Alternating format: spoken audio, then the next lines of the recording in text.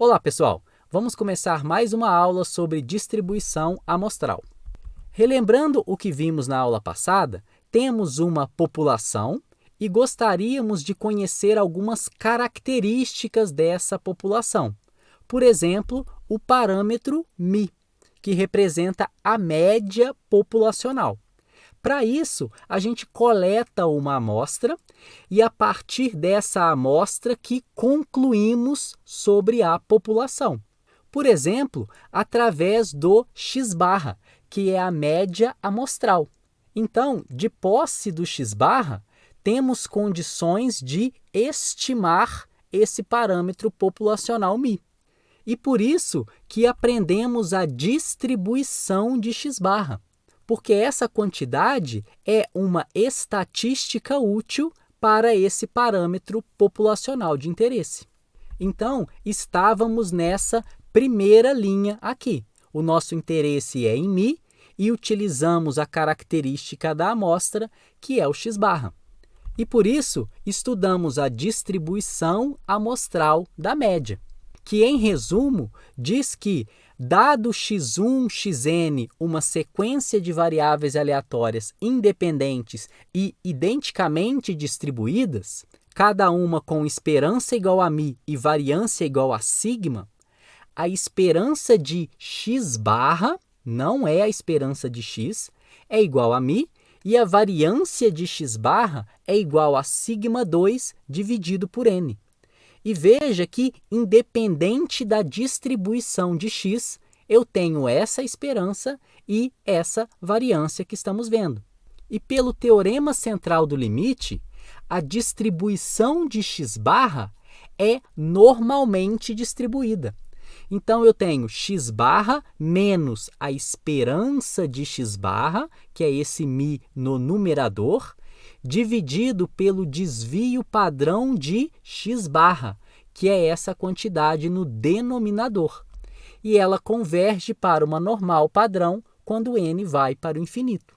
Então, independente da distribuição de x, que está aqui nessa primeira coluna, a distribuição de x-barra, que são esses outros gráficos, convergem para uma normal, quando n vai para o infinito.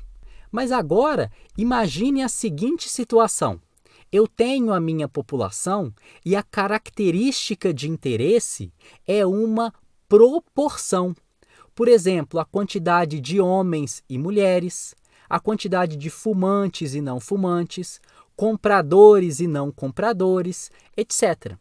Então, o parâmetro agora de interesse é a proporção populacional e, novamente, eu vou extrair uma amostra para tentar conhecer esse parâmetro. E eu posso obter, por exemplo, um p-chapéu, que é uma proporção amostral igual a 0,61. E esse é um bom palpite para esse parâmetro populacional P.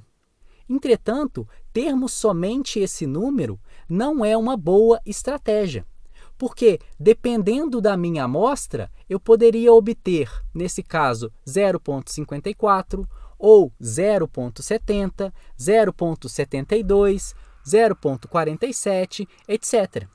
Então, novamente, é necessário que eu conheça a distribuição de p-chapéu. Assim, eu consigo estimar esse parâmetro populacional com mais informações.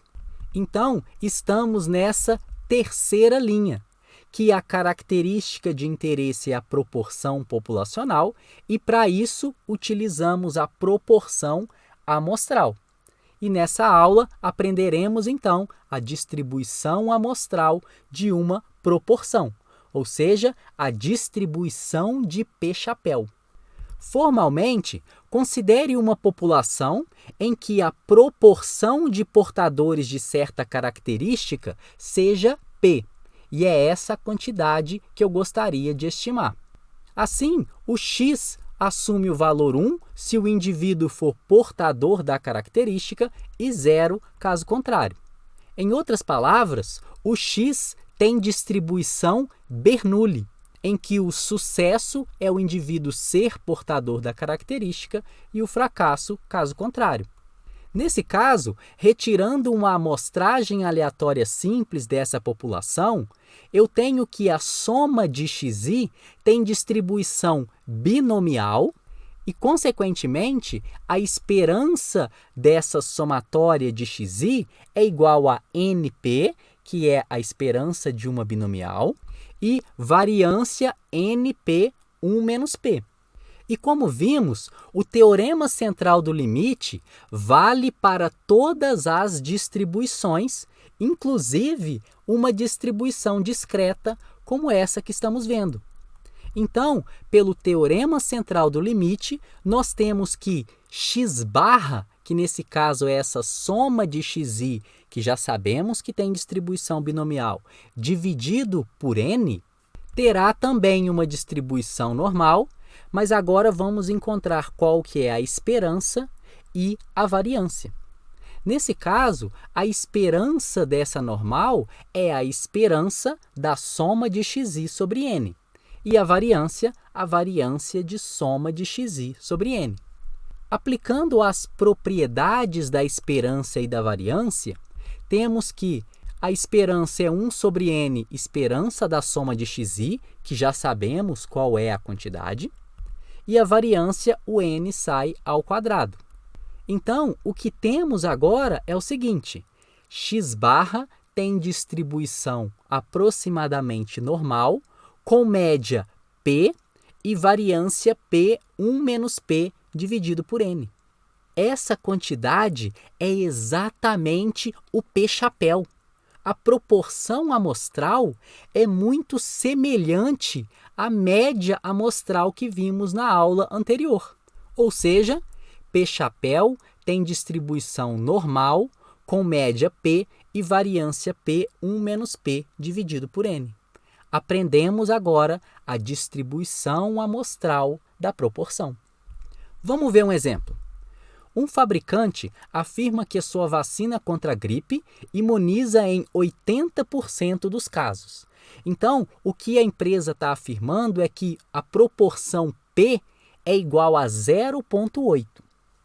Uma amostra de 25 indivíduos foi sorteada para verificar a veracidade dessa informação.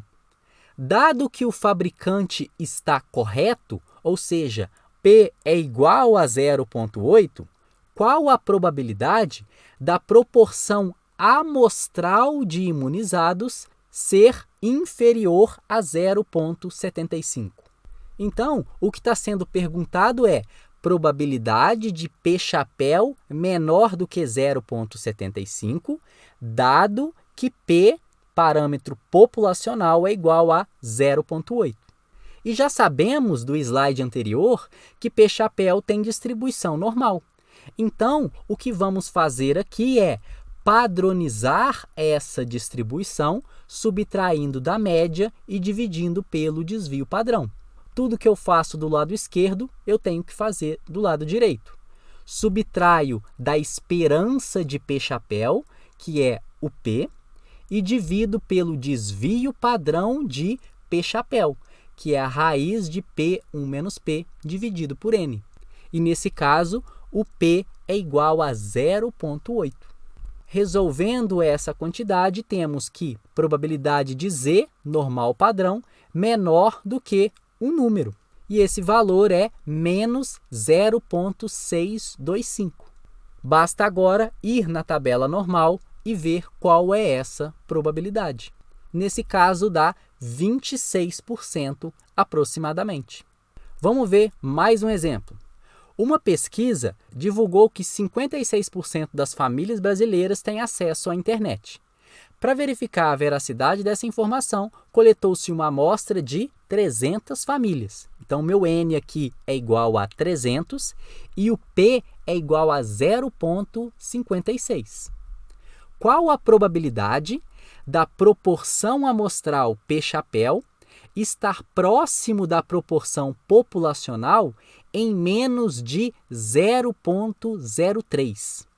Essa pergunta pode parecer um pouco confusa em um primeiro momento, mas aos poucos nós vamos nos acostumando com esse tipo de questão. Nesse caso, o que está sendo perguntado é a probabilidade do módulo entre P chapéu e P ser menor do que 0,03. Então, esse módulo aqui da diferença calcula exatamente a distância entre P chapéu e P e queremos que ela seja menor do que 0,03.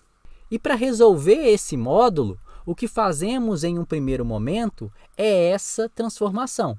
Temos agora a probabilidade de P chapéu menos P sem o módulo estar entre menos 0,03 e 0,03. Sabendo que P chapéu tem distribuição normal. Então, agora só falta dividir pelo desvio padrão de P chapéu para termos uma normal padrão. Tudo que fazemos do lado esquerdo, fazemos no centro e também do lado direito. Chegamos agora em uma normal padrão e estes extremos são menos 1,046 e 1,046. E essa probabilidade é igual a 70% aproximadamente. Então, o que concluímos dessa probabilidade?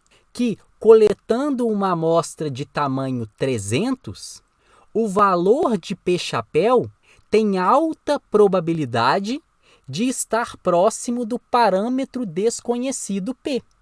Assim, observando o valor de P chapéu, conseguimos julgar se o 0,56 é de fato verdadeiro ou não.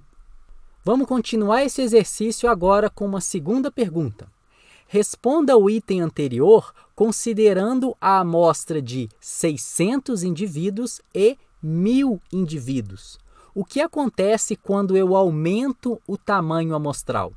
Então, eu tenho essas duas situações, eu vou padronizar novamente as duas probabilidades para chegarmos numa normal padrão. Fazendo isso com n igual a 600, temos essa quantidade, que é igual à probabilidade de z normal padrão estar entre esses dois valores, e o resultado dá aproximadamente 86%. E com 1.000, o resultado dá aproximadamente 94%. Então, quanto maior o tamanho da amostra, mais confiança eu tenho de que o P chapéu, a proporção amostral, está próxima do P populacional. Ou seja, conforme o N aumenta, é mais improvável de P chapéu estar distante de P. E por isso que, na maioria das vezes, temos o interesse em aumentar o tamanho da amostra, porque temos, assim, mais informação sobre a população e podemos fazer estimativas cada vez melhores. E chegamos ao fim de mais uma aula em que aprendemos a distribuição amostral da proporção.